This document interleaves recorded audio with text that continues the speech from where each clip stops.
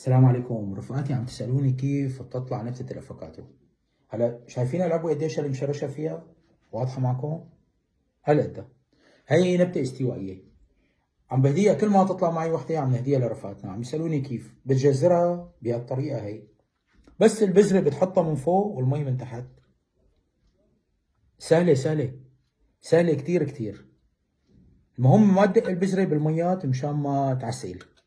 أنا هيك نصحوني وزبطت معي. ها شايفين يعني الطريقة هي هيك بتحطها انت على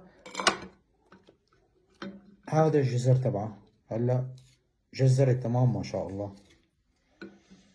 شايفين هي الافوكاتو الحلوة حبيبتي. بسم الله ما شاء الله عليكي، بسم الله تبارك الله. هلا هي الطريقة. قصوصة صغيرة، حطوا شوية تراب، وحط شو ما صح لكم ازرعوا، شو ما بصح لكم. بسم الله الرحمن الرحيم. فمن أحيا كأنما أحيا الناس جميعا.